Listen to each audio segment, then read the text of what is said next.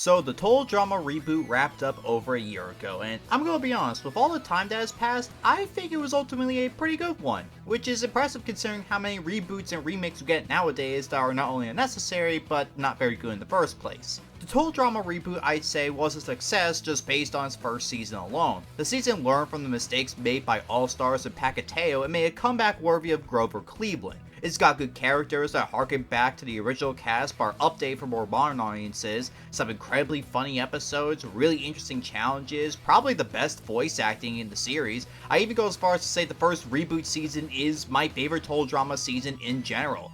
Granted, a lot of that might be because of recency bias, and I need to take a look at the other seasons again to make some comparisons, but even still, the first season was really good.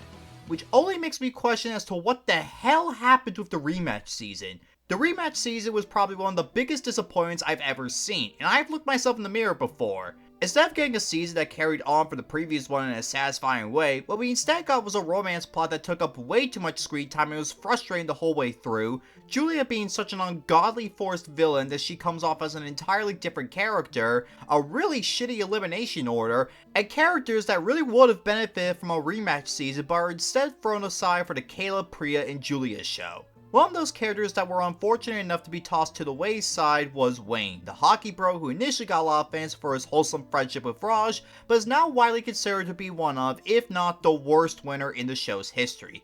Like, say what you want about someone like Beth, but at the very least she proved herself to be reasonably competent even though a lot of it was just her wilding on Heather, and I could see her winning the popular vote seeing as Duncan was targeted for so much of the season. The sad thing is that it didn't really need to be this way. As I mentioned in my Total Drama video, Wayne was a character that had potential. He had the natural charm of someone like Tyler, being a sporty dimwit who ultimately has a good heart, but the key difference is that while Tyler was usually a pretty poor performer, Wayne was actually pretty solid all things considered, and he has some decent leadership skills. As such, Wayne's first season alone did at the very least give him the groundwork to be a solid winner. And add on to Raj getting his own little storyline with Bowie that was really well done, and that meant that Wayne had just as much potential to break out and get his own time to shine. Unfortunately, like mentioned, Wayne, instead of ending up as a solid winner, ended up as one of the weaker ones due to him being dumbed down to the extent that someone like Rodney could call him an idiot, and I wouldn't even have the urge to call him out on it. Not only that, but he was far less competent in challenges, and worst of all, barely even his own character as he still mainly palled around with Raj throughout the season. Sure, he does get a bit of time on his own, but that's only when the final four have rolled around, so he barely has any time to get his own development. Sure, you could say that his lack of development makes him even more surprising as a winner, which is probably what the idea behind his win was, but I think that makes it to be an unsatisfying winner in the end, especially for a character who, like I mentioned, had potential. So what I'm going to do is see how I can make Wayne his own character while keeping his underdog storyline. So the first thing I'm going to do is keep Wayne's performance during the pre-merge the same. I do think a lot of his actions during the merge are in character for him, so stuff like him getting stuck in the toilet with Raj, Bowie, and Julia, and the cheating stuff I could work with. The main thing I want to do is have Wayne be able to hold his own. Like in Ice to Beat You for example, when the Yeti gets free, Wayne could distract the Yeti a bit by smacking it with a makeshift hockey stick. He'll get his ass handed to him, but hey, it's something at least. Then during Can You Believe It, when he and Julia end up facing off, Julia briefly underestimates him by thinking he's got no chance of beating her considering he got his ass kicked by a Yeti, but then Wayne actually is able to hold on for a while and actually prove to be a bit of a powerhouse. It's ultimately Julia distracting him and acting like she's really hurt that gets him out, which she says is no big deal, but this is where the seeds of Wayne's winner arc are planted. Julia, in spite of having to clearly outwit Wayne and standing a reasonable chance of losing to him, doesn't take him seriously as a threat. Wayne's still an idiot in this scenario, but I think by showing him to be as competent in challenges as he was in his previous season, it makes him more believable as a winner because we're seeing what the other competitors aren't. This is also where I'm going to introduce another part of Wayne's winner arc with a bunch of red herrings. I think that in order to really make Wayne's win unexpected, he needs to be around players who have just as much of a chance of winning as he does, especially because one of the biggest issues with the finale is that in spite of his win meant to be surprising, by the final four it's become kinda obvious who's going to win. Julia's the villain and total drama. As much as the previous season showed a lot of determination to subvert expectations, didn't really seem to care so this time, so it immediately wrote her off. Plus, having a character that has more plot armor than Elise win would be pretty damn unsatisfying. Priya won before, so she's obviously not winning, especially since I can imagine the meltdown if she did win twice in a row after such a shaky season for her. And Caleb, the only other potential winner, was primarily associated with Priya, and it didn't seem very likely for someone to be primarily associated with the previous winner to win in the end.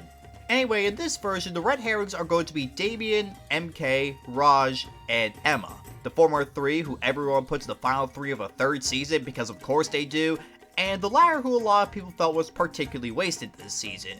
Their main purpose is to sort of draw away from the idea of Wayne being the winner, mainly by them getting their own plots. Damien and MK have their own plotline set up, with Damien having the immunity idol and MK being really the only saving grace to Julia's run as part of their alliance that ultimately becomes a friendship.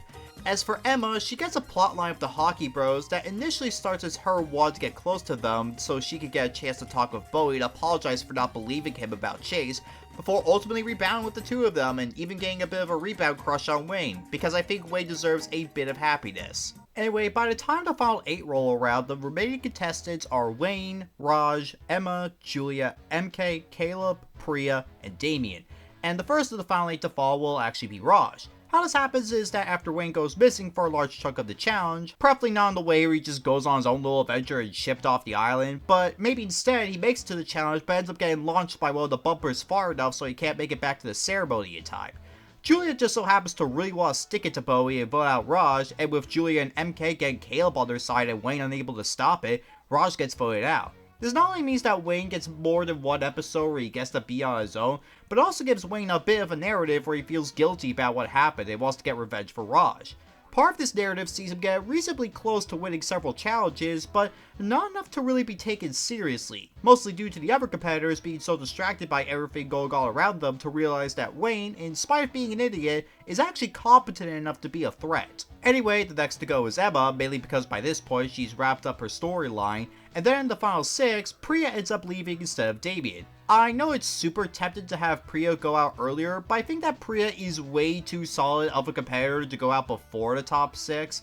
Not only that, but one of my biggest gripes for the season is how the final 4 is insultingly predictable. I mean, come on, as much as Caleb and Julia are flawed finalists, at least they weren't finalists before. Priya won her season, so the likelihood of her making it to the finals a second time was just as possible as Duncan missing out on the merge for once. This affects Julia's alliance as Caleb, without any sort of deal to keep him from turning on Julia and MK, actually strikes out on his own and manages to form his own alliance with Damien and Wayne. Despite Damien not having a lot of trust for Caleb due to how he handled Priya, and Wayne still reeling from Raj's and Emma's eliminations, the three are able to band together and actually put Julia and MK in danger of elimination. And this ends up leading to MK's elimination, and she gets a combination for actual elimination in the second season and Damien's elimination, where Julia reveals that MK stole the idol from Damien previously, and Damien ends up going against the established plan of getting rid of Julia and causing MK to get voted out, as well as MK not being able to use her idol because Julia stole it. Yes, in this scenario it becomes clear that Julia has the idol, but the question isn't who has the idol, it's who the idol is going to be used on. In my version, all 3 remaining competitors have a fairly reasonable shot of being idled out. Wayne for being a consistent annoyance to Julia, Caleb for turning on the alliance, and Damien for having this small rivalry with her that stems from him getting extremely lucky and winning immunity on a few occasions. Ultimately, after Wayne finally wins immunity due to Julia underestimating him, Julia uses her idol on Damien and sends him home. I know that means we have the exact same final 3 as in canon, but here, Julia has a more defined flaw in that she's way too vain and egotistical to realize a threat is right in front of her. Caleb gets to have some time away from Priya and actually get to have a bit of a friendship with Damien, and Wayne ultimately gets to fly under the radar while still remaining somewhat relevant and strong. Wayne can even win in a similar vein to how he does in the actual season, where Julia and Caleb let their feud slow him down enough for Wayne to swoop in for the victory. So yeah, that's my idea on how I think Wayne's victory in Season 2 should have gone. I think his characterization will remain mostly intact, him being a hockey-obsessed goof who has massive golden retriever energy, but we also now have the plot relevance and solo characterization that a winner like him needs in order to feel like a deserving winner. As for what would entail a season 3 run, ideally it would be his and Emma's developing relationship, but I wouldn't complain if he was eliminated early. I don't think there's that much more you can get out of him in terms of a third season. At the end of the day, Wayne is one of my favorite characters from the reboot, and I just wish his character, as well as his eventual win in the rematch season, was a lot more well written. Regardless, at least he won in the end, and considering my thoughts on both Caleb's and Julia's runs in the rematch season skew towards the negative, that's really the best possible outcome. Anyway, that'll be it for me. If you like this video and want to see more like this, feel free to like and subscribe, and I'll see you in the next video. EternalOpossum out.